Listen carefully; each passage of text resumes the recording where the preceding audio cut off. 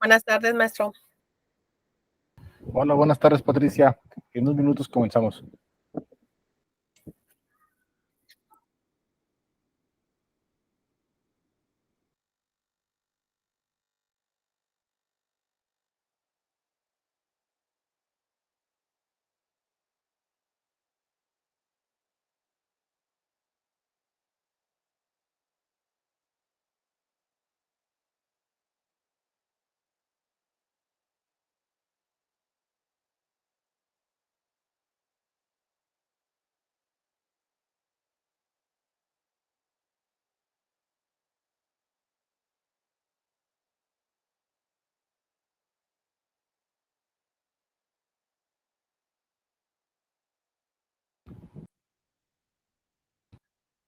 ¿Qué tal? Buenas noches a todos los que se van uniendo. En unos minutos comenzamos.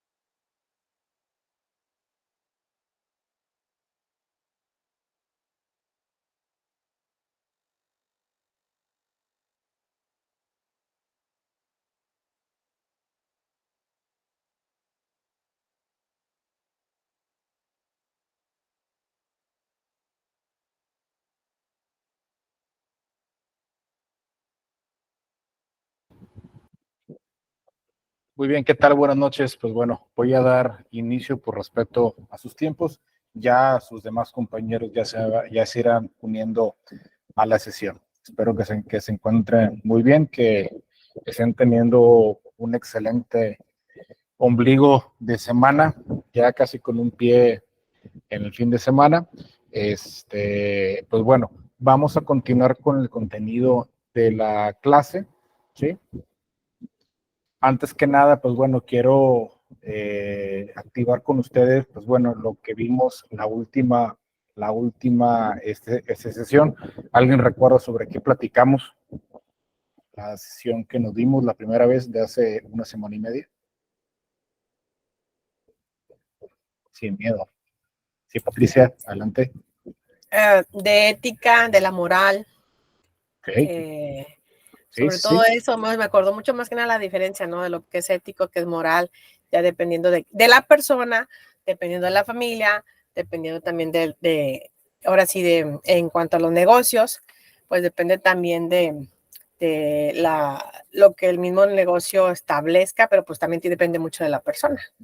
Así es. Gracias, Patricia.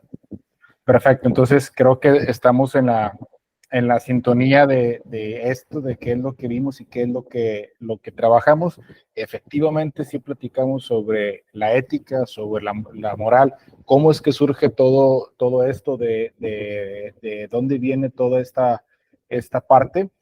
Y empezamos a ver pequeñas diferencias. Entonces, para hoy les tengo un examen de 15 preguntas que espero que puedan resolver. Son preguntas abiertas. No se crean.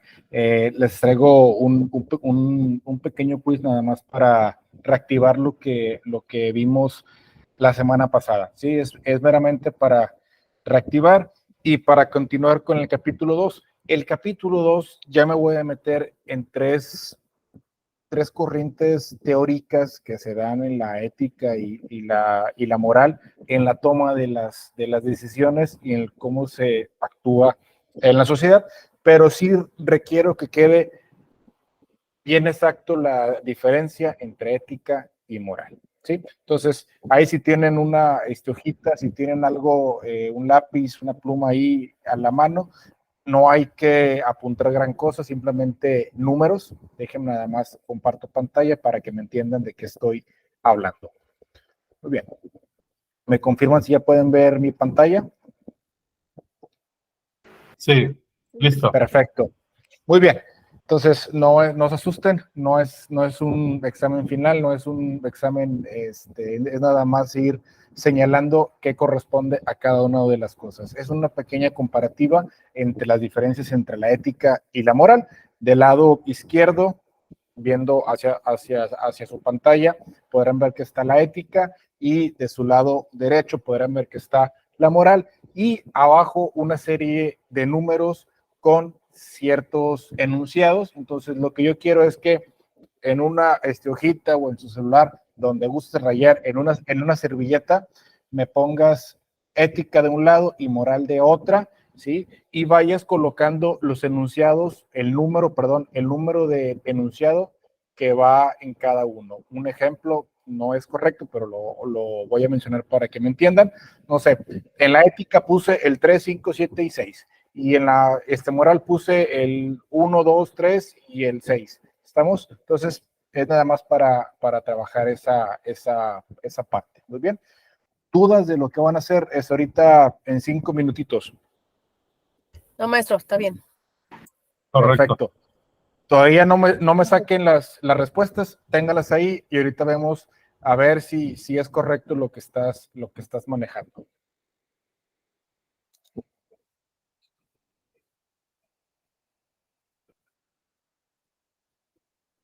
Vamos a dar 5 minutitos. Ya no se conectaron más, está bien, son ahorita 28 en clase. Muy bien.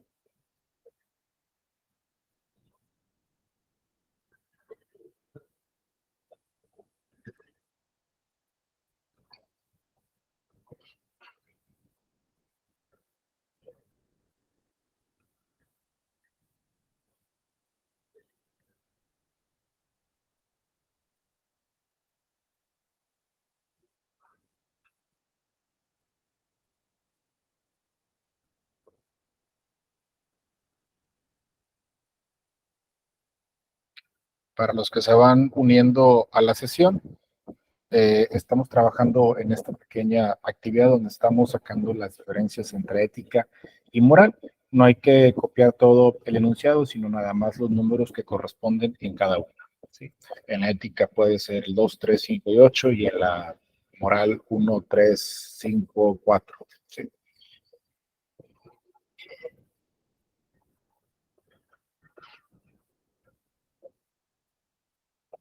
yo no llego a ver.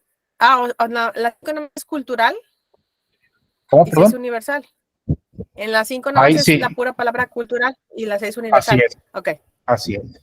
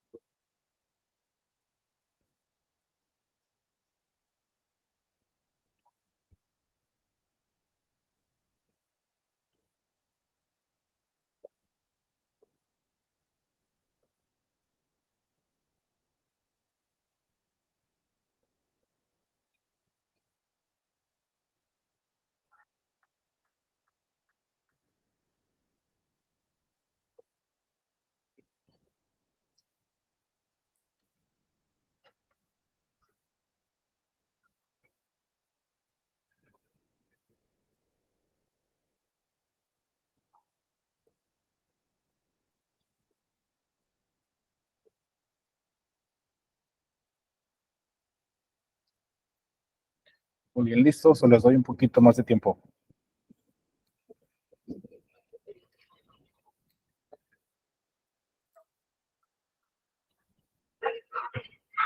Listo, ya veo que ahí me levantaron un pulgarcito. Muy bien, si quieren vamos por orden de las oraciones o de los números y me van diciendo a cuál pertenece. Les leo el primero. Es el estudio y la reflexión sobre la moral de las reglas de conducta aplicadas en alguna organización o sociedad. ¿Qué le pondrían? Ética. Ética. Ética. Ética, ¿sí? Ética. 2. Se refiere a las reglas de conducta que se aplican en un grupo determinado y sus acciones relativas a lo bueno, lo malo, lo aceptable o lo correcto. Moral. Es moral. Así es, moral. Entonces, ya hicimos una primera separación. Yo les había comentado la clase pasada que la ética está acá arriba en la parte teórica, en la parte de el individuo, y la moral está en las conductas sociales. Muy bien, me paso al número 3, vamos que no lo encuentro. Tiene a ser consistente dentro de un determinado contexto, siendo entendida de la misma forma por todos. Sin embargo, cada cultura o grupo humano tiene morales diferentes. Moral. ¿Le pusieron? Moral. ¿No? No, Ética. moral, ética, ¿sí? Tiende a ser como general, pero pues va cambiando con cada uno de los grupos. Perdóname, sí es cierto. Yo se las dije mal. Sí es moral. La 3 sí es moral. Perdóname. Ay, ya me había. Ahí fue Romillo, perdóname. Leí la de arriba y la combiné, o sea, con la 3 con la 4, las combiné a la hora de que estaba leyendo. Suele ser la número 4 consciente, aunque puede cambiar si las creencias del individuo cambia en función determinada de la situación, ¿sí? Mientras siga siendo individual, sigue siendo ética. Bien. Número 5. La 4 era la 4 ética. Perdón, la 4 sí era ética, entonces. Okay. Así es. La número 5, cultural. ¿Dónde se manifiesta lo cultural? Moral. En la moral. Moral. ¿Sí? Distintos grupos es lo que van definiendo lo que es bueno y lo que es malo, ¿sí? Te puedes dar muchos ejemplos. Estoy ahorita con los choques generacionales en la vestimenta, en la forma de vivir, ¿sí? Entonces, ya puedes ver gente de todos tipos, colores y sabores, que a lo mejor para ti es mal o es malo, pero para la otra persona es bueno. Muy bien. 6, universal. La ética. Ética. A pesar de las diferencias, ¿sí? En cuanto a lo bueno o lo malo, como comunidad, hay como unas máximas o unas reglas universales que se quedan en el individuo, ¿sí? a pesar de que cada quien viva su vida de forma distinta y le gusten diferentes cosas, todos sabemos o todos entendemos que el matar es malo, ¿sí? O ciertas acciones son incorrectas. Entonces, es universal. Muy bien, me paso a la número, ¿dónde está? 6, 7. Ejemplo, antiguamente era inmoral que las mujeres usaran pantalones, pero hoy es normalmente aceptado. Es una Moral. Sí, tienes el ejemplo más gráfico de la vestimenta en el caso de las mujeres, cómo ha ido cambiando con el tiempo, y no es de que antes fuera bueno o fuera malo, simplemente la sociedad lo empezó a aceptar de forma distinta. Y número 8, el código de ética de un partido político conservador establece que sus preceptos, que sus miembros se manifiesten en contra de el aborto sin importar las causas. Aún así, el aborto terapéutico ya ha sido aprobado en el país. Es un ejemplo. Como ético. Nos metemos a algo ya más teórico, ya algo, un sistema mucho más teórico y no en la práctica de las acciones. Entonces, esto era para ir sacando las diferencias. Sí fue quedando más clara esta parte. Sí, maestro. Sí. Sí, maestro. Perfecto. Entonces, ya con esto puedo entrar. Ya con esto puedo entrar al capítulo 2. Entonces, voy a poner la presentación del capítulo 2. Maestro, nomás una pregunta. Digo, Sí. nomás igual, ya, lo que yo veía en ética, para mí me queda así como que, me acuerdo que la palabra ética más que nada nace después del Renacimiento, o sea, 1700, 1800, ¿no? No. Porque antes era se llevaba muy moral. O sea, bueno, yo así lo percibí cuando llevé ética en la prepa. Que es cuando empezaban estos, el de empezar más en el hombre solo o en sí, cuando nace la palabra ética, porque antes se llevaban mucho a la moral, a la religiosidad, hablando ya en la ilustración, bueno, o antes de la ilustración, no sé. Es que la ética, la palabra es moderna. Bueno, entre comillas. No, viene de el griego ethos, está desde los griegos, es una rama de la filosofía, la ética, es una rama de la filosofía donde se empiezan a cuestionar la forma en la que debemos actuar, pero todavía no entra tan de lleno la moral hasta unos siglos después que ya se empieza a estudiar por separado. Una cosa es la parte filosófica de la ética y de lo que debes tener como individuo, y otra donde ya se empieza a ver el comportamiento de las comunidades, de los grupos, ¿sí? Las conductas que son aceptadas por la sociedad. Entonces, de ahí entra la moral, tiene este origen latino, que es moralis. Entonces, sí son muy antiguas. Ok, gracias. Perfecto. Entonces, en este capítulo 2 vamos a revisar la filosofía moral y los negocios.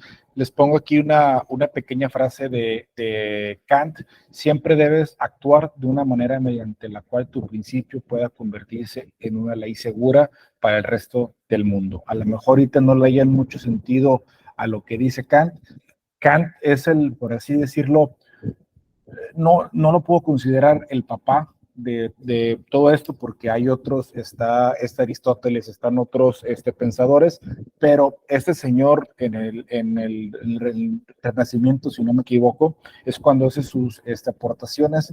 Lo que él buscaba era establecer leyes morales y leyes éticas universales para todos. Se me congeló la pantalla, ¿sí me escuchan? Sí, maestro. Sí, maestro. Sí.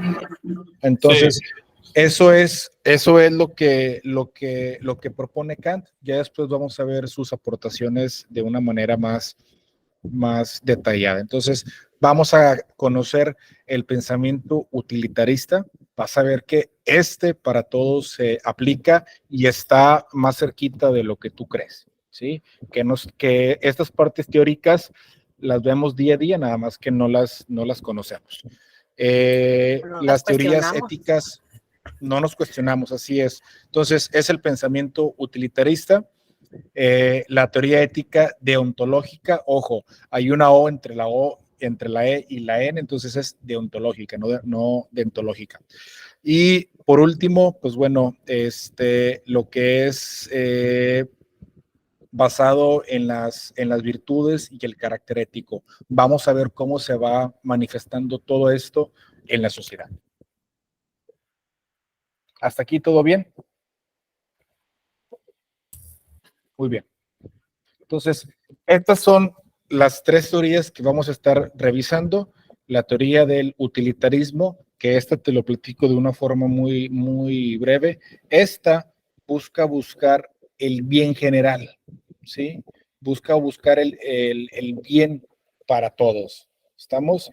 Es cuando estás en casa de tu familia y están todos los tíos y los sobrinos y tus hijos y mucha gente, y la mayoría quiere cenar pizza y solo 3 o 4 personas quieren tacos, ¿sí? Entonces, ¿qué decisión tomas? No, Pues la mayoría, la lo que la mayoría mayoría. quiera. Así es. Entonces, eso es una decisión utilitarista. Vas a satisfacer el gusto de la pizza de la mayoría, y esos 2, 3 personas que querían tacos, pues bueno, a regañadientes se van a comer la pizza o no la van a estar comiendo porque ellos querían tacos. Ahorita vemos por qué pasa eso. Tenemos la ética deontológica que nos orienta a actuar con base a principios morales, en respetar los derechos humanos, en ver al individuo como un ente capaz y que tiene pues derechos. Y la última, que es la ética de la virtud, que nos lleva a considerar el carácter moral de los individuos y cómo diversos rasgos del carácter pueden contribuir, ¿sí? Aquí ya es dependiendo de ciertas situaciones y características, aprendizajes y niveles de la persona, es cómo se puede guiar por el mundo, ¿sí? Muy bien, entonces vamos a verlas un poquito más a este detalle. El utilitarismo, esta es, por así decirlo, la máxima política.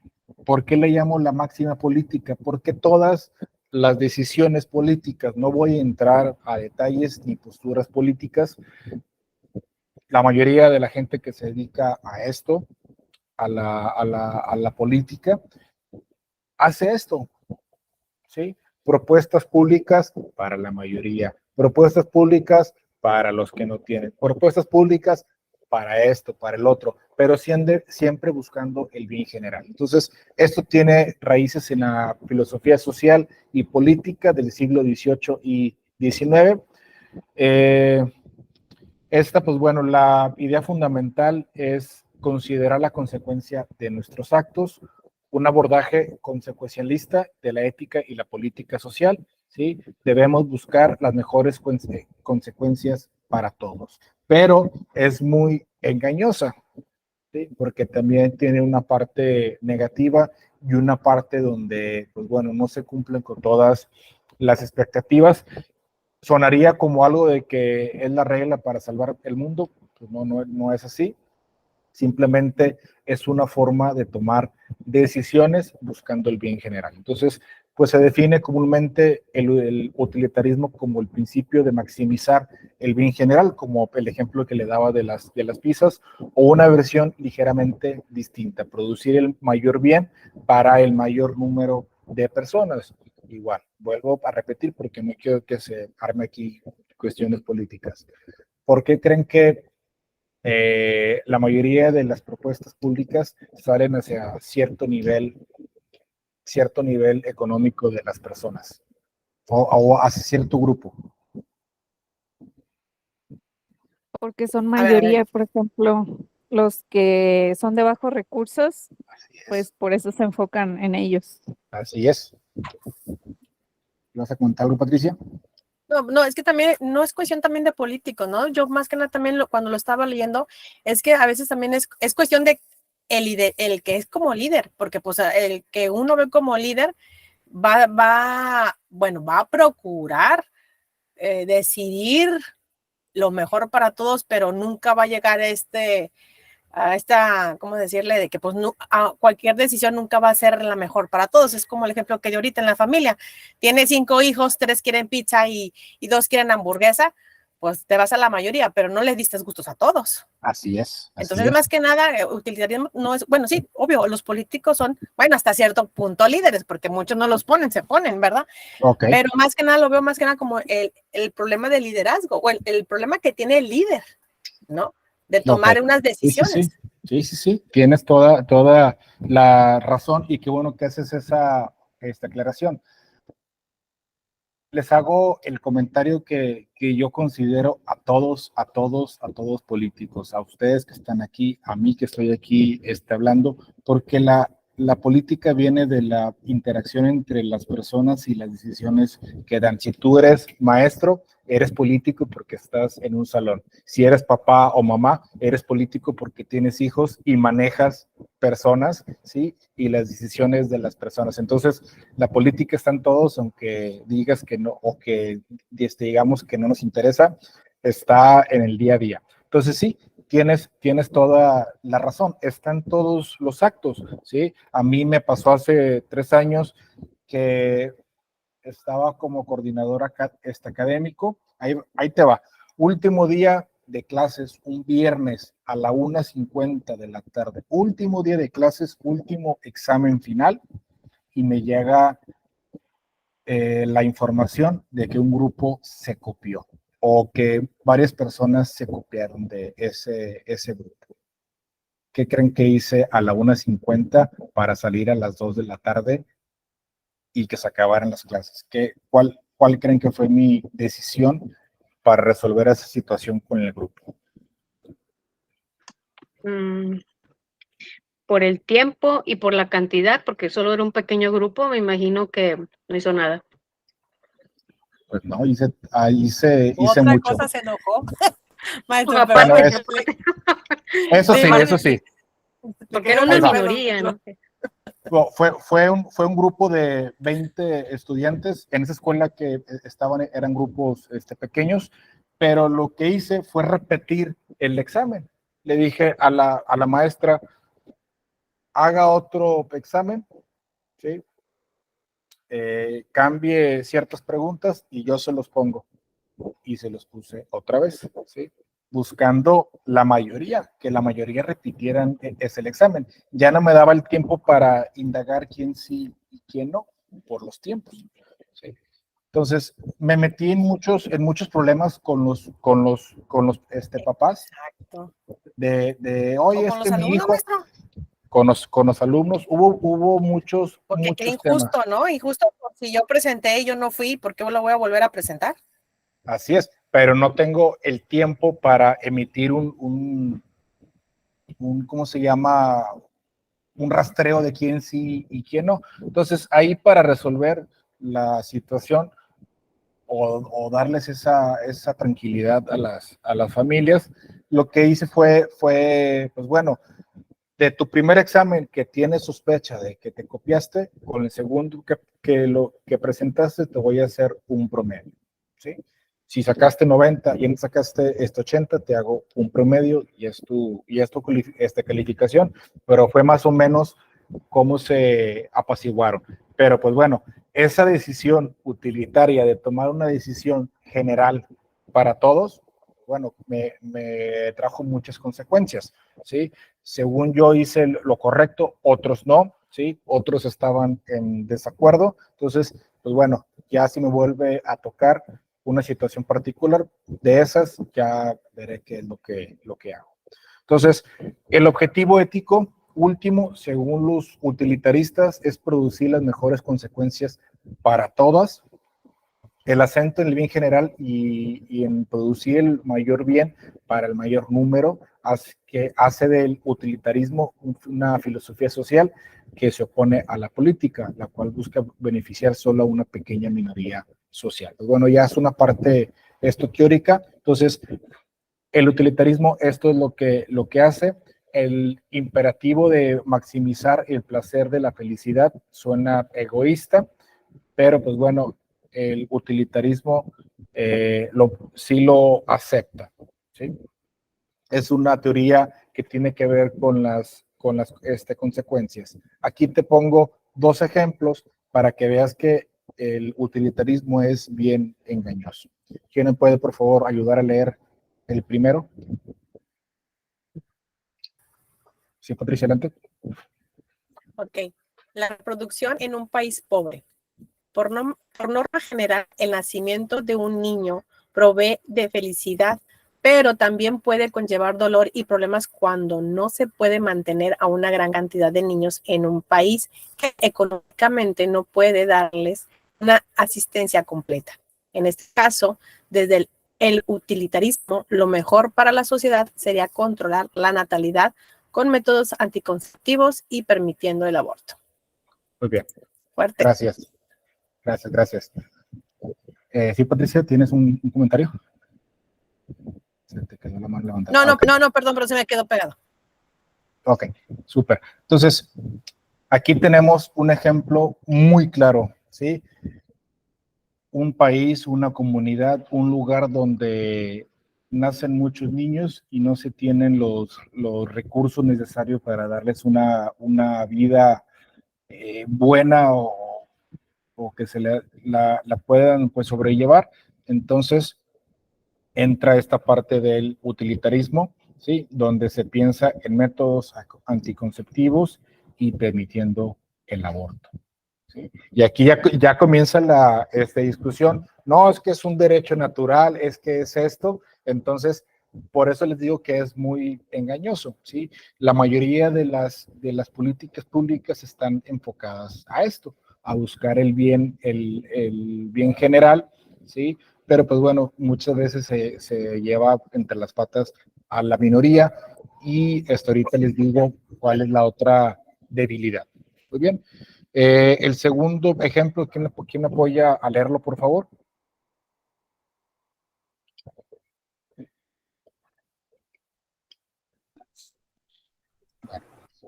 Dice, celebrar un evento.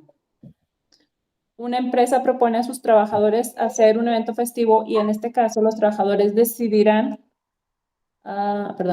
decidirán a votación si se hace o no. Una minoría vota que no porque la empresa no está en buena situación económica, pudiendo repercutir a la larga en su sueldo. Y una mayoría vota que sí porque desean pasársela bien. En este caso, aunque lo que la minoría beneficia a todos, se debe acatar lo que decide la mayoría. Otra parte engañosa, ¿sí? Lo que decida la mayoría o lo que la mayoría decida que es correcto no siempre es lo bueno, ¿sí? No siempre es lo mejor. Aquí esta minoría consciente está viendo, oye, es que si hacemos gastar a la empresa en un festejo de fin de año, pues bueno, hay posibilidad de recorte de sueldos o de personal. Pues mejor no quiero nada, pero quiero tener un trabajo seguro, ¿sí? Entonces, también está aplicado el utilitarismo, pero pues bueno, con esta pequeña debilidad en que si la mayoría vota y la mayoría está de acuerdo, no quiere decir que siempre es lo correcto. ¿Sí va quedando claro? Sí, maestro. Muy bien. En la parte de los negocios, ¿cómo es que entra el utilitarismo? Aquí como entra en los negocios, la máxima de todo es tener gente feliz y el bienestar humano, ¿sí? ¿Qué es lo que desean las personas? Y aquí es donde entra la ley de la oferta y la demanda, ¿sí? Si la mayoría quiere comprarse zapatos que no sirven para caminar y se rompen a los 2 días, pero si la mayoría lo quiere, pues yo se los vendo, yo lo produzco, ¿sí? Yo se los vendo, yo se los hago llegar, ¿sí? Entonces, por eso se dan muchas modas, por eso se dan muchos artículos comerciales muy malos, porque ellos nada más quieren la parte pues bueno, es lo que la gente quiere y yo se los voy a estar vendiendo, ¿sí? No sé si te acuerdas hace tiempo la novedad de los spinners. No sé si se acuerdan que era como un circulito de 3 óvalos y le dabas vuelta, ¿sí? Salió para una cosa en específico, resultó que a todos les gustó, que todos tenían aspecto autista y querían traerlo porque supuestamente era para peso. ¿Y qué es lo que hicieron las empresas? Vender, vender, vender, vender. De todo, por todos lados. En los puestos, en los supermercados, en las paradas de camión, los veías, casi los vomitabas, y lo peor es que estaban ya bien caros a como comenzaron a venderse a un principio. Entonces, pues bueno, así es como se ve en los negocios. ¿Cuáles son los desafíos de esta teoría? ¿Sí? El problema con esto es que no es medible, no es cuantificable. No puedo saber a cuántos beneficié, ¿sí? Hablando de grupos muy grandes, las consecuencias de las acciones alternativas, ¿sí? Entonces, no sé a cuántos beneficié. La mayoría de un gran grupo, pero no sé a cuántos. El segundo desafío es que no todos los actos son éticos, ¿sí? Que es lo que les decía. Puede ser que la mayoría quiera aprobar cosas no éticas, pero pues como es la mayoría, se va a estar aplicando, aunque esté mal. Entonces, es otro de los desafíos que tiene esta corriente de pensamiento, ¿sí? Aquí, no sé si puse un ejemplo, no sé si se me pasó, un ejemplo, bueno, ese ejemplo platicaba sobre el trabajo infantil, no sé si venga más adelante, ¿sí?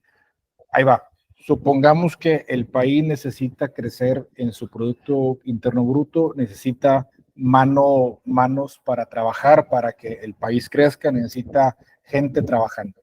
El detalle es que no hay muchos adultos y empieza a poner a trabajar a los niños y a las niñas en condiciones muy malas. Entonces, ¿qué es lo que pasa aquí? ¿Sí? El país tomó una decisión para el bien general, crecer económicamente a consecuencia del sacrificio del trabajo infantil de los niños y las niñas. ¿Sí? Entonces, es engañoso. Muy bien, entonces, sobre la ética utilitarista, ¿hay alguna duda, algún comentario para pasarme a la que sigue? Podemos decir entonces que es una ética muy ambigua, ¿no? Dependiendo de lo que me convenga. Y realmente también el libro decía, bueno, un bien general, pero pues si lo basamos a los líderes, bueno, en la realidad muchas veces no es para el bien general, es nada más para unos pequeños cuantos. Y porque Sí, se bueno, deja también mucho en duda cuando hacen un acto, una acción, y pues sabemos que las acciones no son de un día para otro, ¿no? Entonces también hay que ver los resultados de los tiempos, ¿no? O sea, sí se me hace muy ambiguo, ¿sí? ¿No? Porque necesita tiempo para ver si esa decisión fue buena, a lo mejor para la mayoría, pero pues también nunca va a ser, o sea, no vas a cumplir toda esta utopía de darle complacencia a todos, ¿no? Así es. Es bien complicado. Gracias, Patricia. Sí, Pedro, adelante. Sí, veo el ejemplo del caso de los niños que trabajan y lo vemos bastante en Oriente Medio y en India, por ejemplo, también los que trabajan en las minas de diamantes o las minas de carbón o las minas de piedra, que están niños menores en etnias trabajando para maltratándose las manos, trabajando con las manos y muy rústico, muy rudimentario. Y nosotros acá en Occidente pensando que esos niños deben de salir de ese trabajo infrahumano, pero si lo sacamos de ahí, ¿cómo se sostiene la familia? O sea, para nosotros no es correcto que eso suceda. Sin embargo, el niño contribuye a la economía familiar a costa de su salud y de su persona, que se va desgastando ahí. Entonces, es algo bárbaro debería solucionarse. Sin embargo, la solución no está, y la más inmediata que tienen estas familias es que los niños se agreguen al trabajo. Así Sí, es. es cierto. Digo, es un tema complicado la ética porque tiene muchos fines y es muy ambigua, pero pues bueno, aquí el punto de esto, que es lo que queremos ver, es buscar una máxima de bienes generales. Por eso la ves por todos lados, por eso la ves en tu trabajo, por eso la ves en las escuelas, por eso la ves en muchos lados. Que se aplique o no, bueno, ya son cosas distintas, pero se trata de meter esta fuerza. Y si te pones a reflexionar, si compras ropa traída de Medio Oriente, pues lo que pagas por ella, los 100 pesos, pues al niño o al niña que la está maquilando, le va a tocar 50 centavos, ¿sí? Para nada le va a estar alcanzando. Sí, Mónica, adelante. Buenas noches. Lo mismo ocurre aquí con los estados como Oaxaca, que tienen sus usos y costumbres. Es Sí. parte de sus usos y costumbres la venta de las niñas.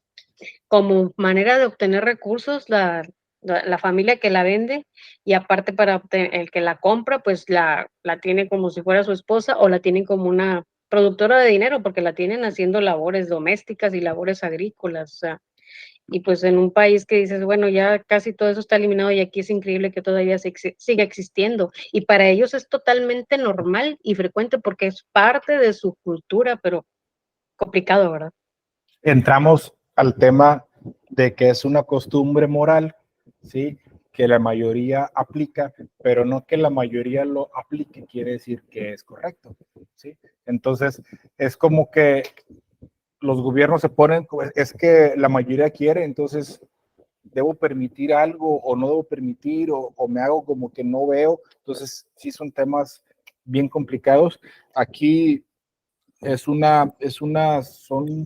estrategias de multiculturalización, ¿sí? El conocer otras culturas y el que te vayas empapando del cómo debes vivir y el cambiar esas conductas, pero el detalle es que si las cambias a la fuerza no vas a tener nada, sino tiene que ser un cambio interno de mindset de la persona. Por eso necesita culturizarse. Y chocan porque, por ejemplo, estás en la capital pues no se hacen esas cosas, pero a 10 kilómetros tienes una comunidad que practica eso. O sea, están bien complicado, Es ¿verdad? irónico, sí, es Sí, irónico, sí, sí. Y te pones a pensar el pobre destino de las niñas esas. Yo creo que lo mejor es que las pongan a trabajar en el campo. De ahí en fuera, todo lo demás es horrible, o sea, pero bueno, de acuerdo. es parte de lo que vivimos y se tienen que tomar ciertas pues acciones, pero tiene que ser como una réplica de los actos entre las personas. Muy bien, me paso a la siguiente teoría, que es la deontológica, que es la ética de los derechos y las obligaciones. Otra vez me quedé congelado, ¿sí me escuchan? Sí, maestro. Ok, yo creo que solo fue mi cámara. Entonces, los principios éticos pueden considerarse como un tipo de regla. Ética nos dice que existen ciertas reglas que debemos seguir, incluso si al hacerlo se evita que ocurran buenas consecuencias o aún así resulten en algunas consecuencias negativas. ¿A qué vas con esta parte? Es de obedecer leyes, es de cumplir promesas, es de respetar contratos, ¿sí? Todos, aunque no esté por escrito, cumplimos cosas, ¿sí? Porque está en nuestro ser, está ese compromiso, ¿sí? Aquí vamos a ver un ejemplo. Existe una regla ética que prohíbe la esclavitud, incluso si esta práctica tuviera consecuencias económicas y benéficas para la sociedad, ¿sí? ¿Por qué creen que ocurrió la guerra civil en Estados Unidos? Una de las tantas, pero la principal.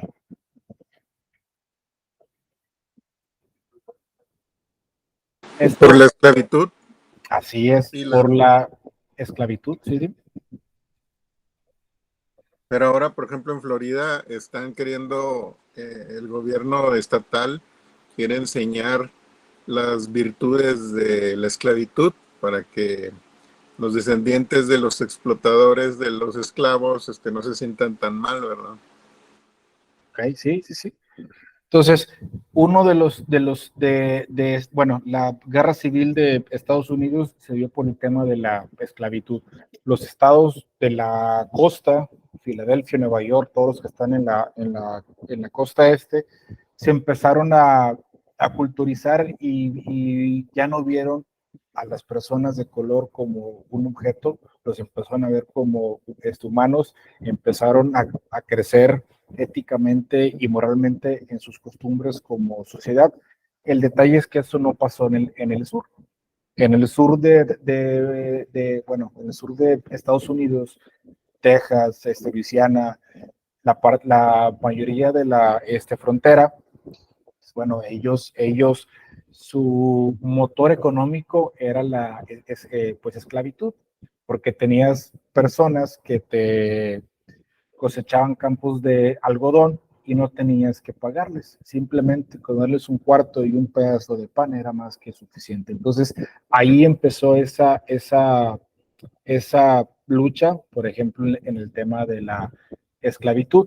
Y aunque los tejanos y aunque los de Luisiana y los de Oklahoma comprobaron que trae beneficios económicos, se dio por hecho esta pues abolición, porque se empezó a reconocer a la persona. Los deberes éticos fundamentales nos obligan en una forma más estricta en que los contratos o los deberes profesionales, en el lenguaje de muchos filósofos, deben ser éticos o deben ser como un imperativo categórico, debe estar en nuestra máxima el cómo debemos actuar. Y aquí entra, por ejemplo, mucho la profesión de los médicos y el juramento de Hipócrates, y entre otras leyes éticas y morales que tienen en su práctica. Ahí va. Eres enfermero o eres médico en el turno de la madrugada y te llega una persona balaceada, se está desangrando, pero al llegar te llega esta información que esa persona está balaceada porque intentó violar a una mujer y le dieron un balazo. ¿Qué haces como médico? Lo salvas a Tiene que salvarlo, Atenderlo. tienes que salvarlo, o sea, atenderlo. Entonces, ahí me voy con el ejemplo de la máxima universal. Tu deber como médico es salvar vidas sin juzgar. Ya habrá otras instancias que se encargarán de el procesamiento legal de la persona y delimitar si es culpable o no. En tu caso, como médico o como persona dedicada a la salud, tienes que salvar a la persona. Entonces, a lo mejor en nuestras profesiones como maestros no están tan marcadas, pero sí tenemos algunas. El trato hacia los estudiantes, el cierto comportamiento, el dejar una línea marcada donde yo soy el maestro y me debes cierto respeto, ciertas máximas universales de, por ejemplo, de cada una de las profesiones o a lo que nos dedicamos. Entonces, el imperativo categórico es universal y es necesario, es decir, que se tiene que cumplir siempre y no tienen otros fines ni justificaciones que sean ajenos. Entonces, desde aquí viene la parte deontológica, ¿sí? De esa máxima de que se debe cumplir a pesar de que las consecuencias sean negativas o no sean satisfactorias. Aquí viene el tema. Si vas a hacer algo ético para tener satisfacción o una remuneración o vas a tener un beneficio, entonces no es ético. ¿Sí? Tú lo debes hacer por simplemente el hecho de que es correcto. Eso es lo que nos dice.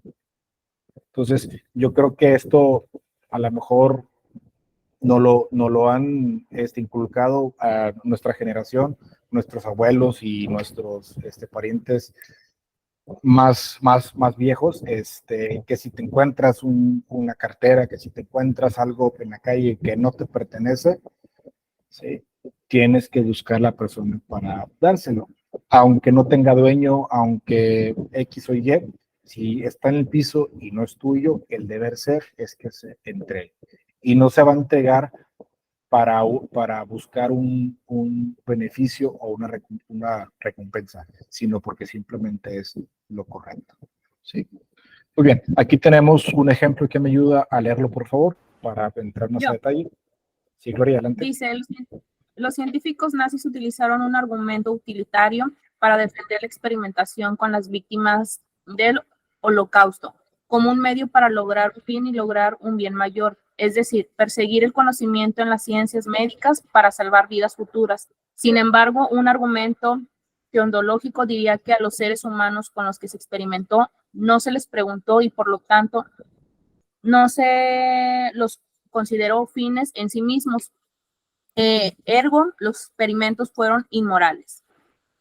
Muy bien. Entonces, aquí ya hay un choque entre las dos teorías, ¿sí? Los nazis justificaban la experimentación con personas para fines médicos, ¿sí? Pero entra la teoría deontológica y el reconocimiento de una persona, y si la persona no está de acuerdo con eso, si la persona no se prestó para ese tipo de experimentos, es donde choca lo que sí es correcto y lo que no es correcto. ¿Sí? Aquí hay un choque entre las dos teorías. ¿Hasta aquí todo bien? ¿No se me han dormido? No, maestro. Todo correcto. Sí, todo bien. Perfecto.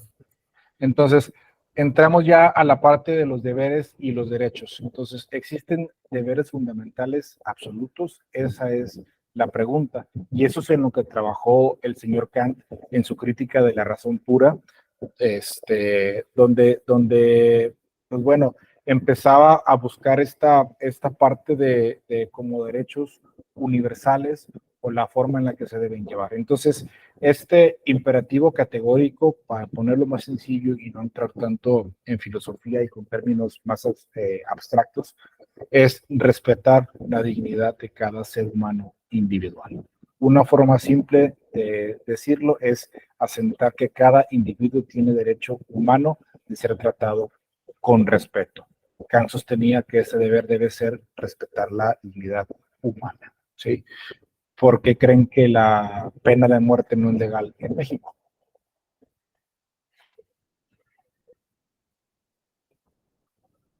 Porque se estaría violando ese derecho. Así es, ¿sí? Y entra otra vez la parte de no juzgar o de te voy a dar un castigo, pero yo no soy el que decido si vives o mueres. Entonces, con eso yo estoy respetando la dignidad de la persona en el caso de las personas que están en las cárceles, ¿sí? Yo no puedo tomar la decisión de quitarte la vida, ni decidir si vives o mueres, simplemente hay un castigo penal por unos actos morales incorrectos, ¿sí? Y tienes que pagarlos, pero te sigo respetando como persona. Una versión nos orienta a actuar de acuerdo con las reglas que pueden ser universalmente aceptadas. El derecho humano fundamental es la autonomía y el autogobierno, ¿sí? El que nosotros podamos tomar nuestras propias decisiones, el que nosotros tengamos esa pues, autonomía. Entonces, aquí es donde entra ese valor absoluto. Ese es el valor absoluto de todo, la dignidad humana, y el que tú como persona reconozcas que la otra persona también tiene esa dignidad, es autónomo y se puede gobernar a sí mismo. Eso es medio político. Sí, adelante. Sí, pero fíjese, bueno, tiene razón, pero luego como entran otros países como Estados Unidos, que sí tienen la pena de muerte, ¿verdad? Ya es cuestión de costumbre y sociedad.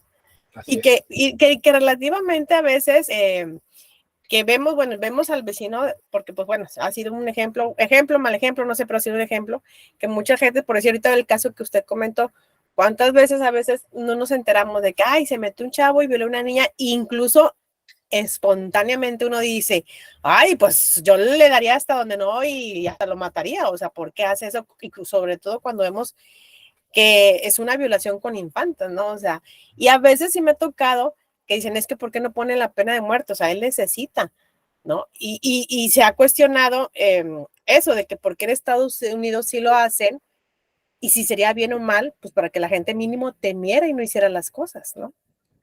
Sí, digo, hay mucha diferencia en la forma en las que se gobiernan los dos países.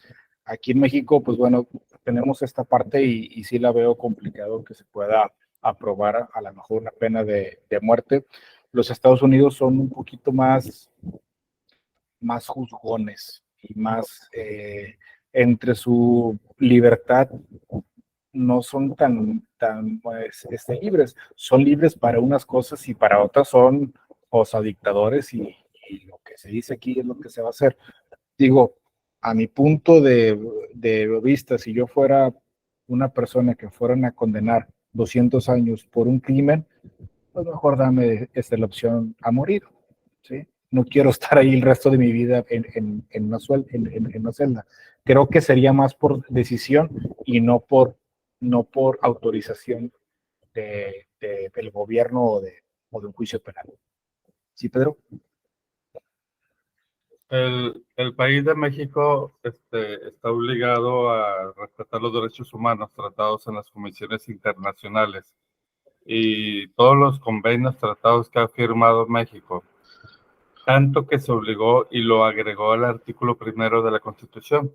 Entonces, no hay ninguna persona en el país de México, ningún partido, gobernante de nada, que no pueda ni deba hacer caso a los derechos humanos y todo lo que esto contraiga. Está obligado, les gusta o no les gusta a los políticos que estén en turno. Desde hace 9 o 10 años, casi 12, se empezaron a firmar bastantes tratados por los derechos humanos.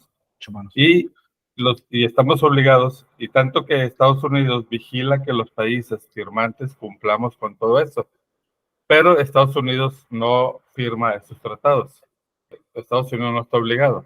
Yo trabajo en el sistema penitenciario aquí en Nuevo León y en México y veo bastante diferencia con Estados Unidos.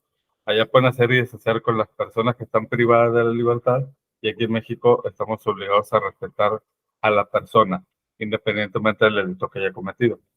Entonces, pero esto tiene que ver con los derechos humanos y los derechos humanos es una serie de derechos que tienen todas las personas y se dice que aunque estén presas por un delito penal, nosotros no tenemos que meternos con ninguno de esos derechos. Es por eso que no se aplica la pena de muerte porque nadie tiene derecho a tomar la vida de otra persona. Gracias, Juan. Tú, Pedro, por esta aclaración. No la conocía del todo, pero sí, pues bueno, ya me hace sentido esa máxima es universal. Es como el ejemplo que le di pues el médico, ¿sí? El deber es que si cometiste un crimen, se te castigue, pero yo no decido si vives o mueres. ¿Sí, Juanita? Buenas noches. Gracias. Bueno, yo quiero compartir algo que en las escuelas se dan, ¿verdad? Soy maestra. Por lo general, en las escuelas, cuando se enteran de un abuso de algún alumno, por lo general le sacan la vuelta a esta situación. Luego nos preguntan que dónde está el psicólogo, que dónde está el trabajador social por el equipo paradocente. Entonces, aquí a los problemas casi siempre se les saca la vuelta, ¿verdad?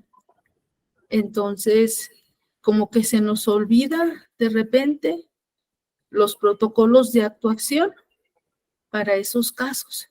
Pero por lo general, en el nivel escolar básico, le sacamos la vuelta a todas esas situaciones como que no nos gustan.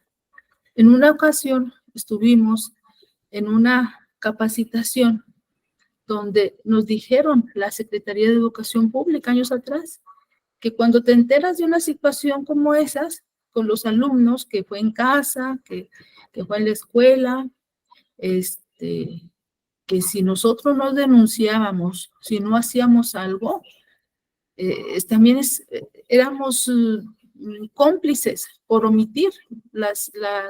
Ay, Dios mío. Entonces, lo que yo hago, yo también les saco la vuelta, no crean.